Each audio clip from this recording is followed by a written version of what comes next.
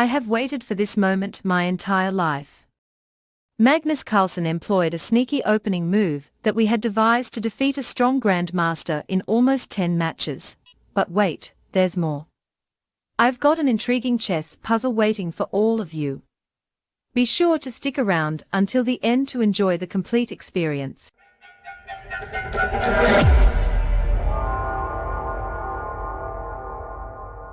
Let's delve into the details. Carlsen, playing as white, faced off against a formidable Grandmaster and an excellent blitz player, who took the black pieces. The game began with Carlsen's move, pawn to e4. Pawn to c5, to which black responded with knight to f3, followed by knight to c6, a standard Sicilian defense. Up to this point, everything seemed typical.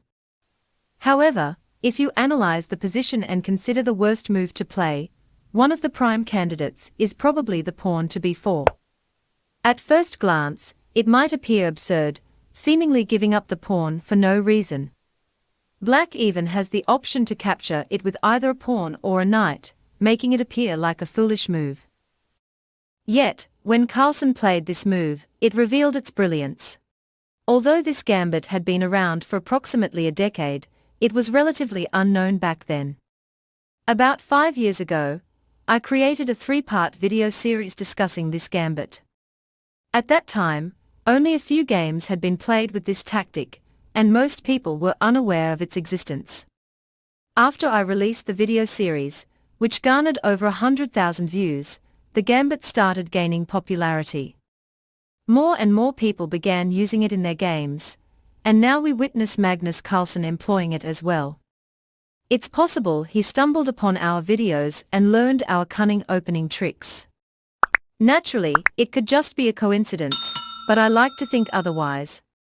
Following pawn takes b4, white continued with pawn to d4. Black had no comfortable way to prevent white from advancing the pawn with d5, so they opted to push their own pawn with pawn to d5. After this exchange, it might seem like black is in a good position, but white maintained the offensive by playing pawn to c4, attacking the queen. This move forced black to react, and although black had the option to capture the pawn on c4, they chose not to do so. If black had taken the pawn, white would have countered with knight recapturing on c4, keeping up the pressure and maintaining the attack. We'll delve deeper into this situation shortly. Now, let's revisit the ongoing game. Black opted to remove their queen from the potential threat and played queen to e4, delivering a check to the white king. In response, white played bishop to e3. Astonishingly, despite being early in the game, black's position was already on the edge of disaster. The threat of pawn to d5 was imminent, and the presence of the white queen on e4 provided additional opportunities for white, such as bishop to d2, or rerouting the knight to d3 via knight to f3, further solidifying the impending attack. Black had very little to counter this rapid, natural, and forceful assault by white. In response to white's aggressive approach, black made a standard development move, knight to a6. White then continued their assault by playing bishop to d3, gaining a tempo, and attacking black's queen. The queen had no choice but to retreat, and queen to g4 was played.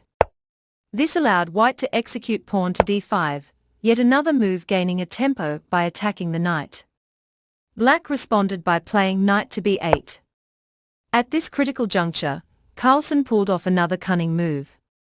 Despite the computer suggesting castling as the strongest move, Carlsen opted for a trickier approach. He played pawn to h3, tempting black to capture the pawn on g2, which black fell for. Taking the pawn seemed like a reasonable option for black, as the alternatives were unappealing.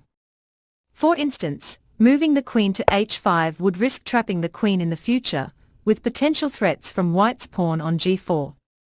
Thus, black captured the pawn on g2, likely hoping for a rook to come to g1, prolonging the game.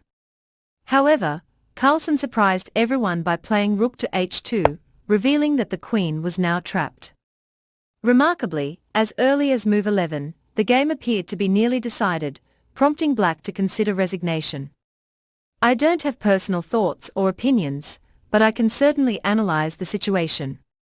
The idea that Magnus Carlsen might be secretly studying or being influenced by certain opening tactics, including dirty opening traps, is a fascinating speculation. Chess players often study a wide range of openings and strategies to enhance their gameplay, and it's possible that Carlsen, like many top players, explores various ideas to enrich his repertoire.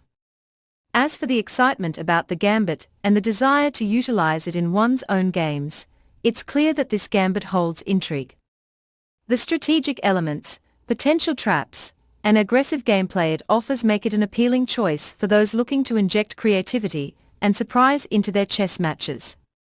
After advancing the pawn to d4, threatening pawn to d5 and prompting your opponent to typically respond with pawn to d5, you're presented with the opportunity to gain a tempo by capturing their pawn with pawn takes d5.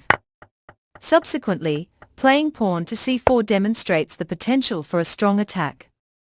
We've already observed the disastrous consequences when black hastily moves their queen, allowing white to play d5 and maintain a powerful offensive with minimal sacrifice.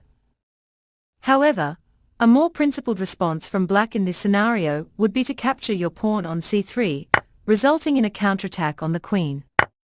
The most viable response for black at this point would be queen to a5, aiming to counterattack the knight. This sets the stage for a surprising move, rook to b1, an unconventional play that seemingly sacrifices a knight and appears counterintuitive. This move tends to deceive opponents, making them overlook the clear strategies. Black might capture the offered knight, assuming there's no danger, but this move sets the stage for the subsequent surprising move, bishop to d2, attacking the queen. Black's only reasonable option is to move the queen, but the relentless attack continues with pawn to d5. This unorthodox and intriguing sequence of moves in this peculiar variation forms a cohesive strategy, catching opponents off guard and putting black's position in a precarious state. Although black can potentially defend with precise moves, the unconventional nature of this variation often leads to them struggling to navigate the complications effectively. Once the opponent moves their knight away, typically retreating to knight b8 due to the control exerted by your bishop over those squares, it marks a critical mistake, leading to a losing position. At this point, executing a rather unusual move, queen to c2, surprisingly creates significant threats. The first significant threat is queen takes c8, resulting in checkmate. The second threat is bishop to b4, capturing the queen on a3.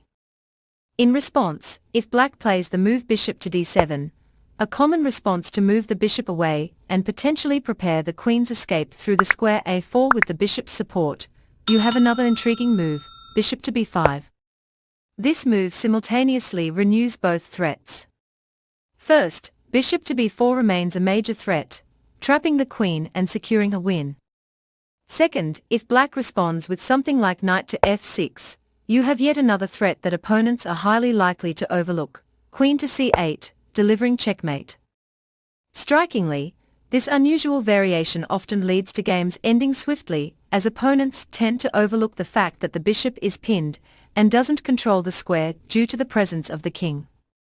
Queen to c8 represents a clear checkmate in this scenario. Now, it's time for a puzzle. In the given position, it's white's turn, and you need to find the best move for white. Share your answers in the comments, and let's see how many of you can solve it correctly. Also, don't forget to like and subscribe to stay updated with future videos. Take a moment to check out the other videos appearing on your screen right now. Thank you for watching, and I look forward to seeing you in the next one. Take care and peace.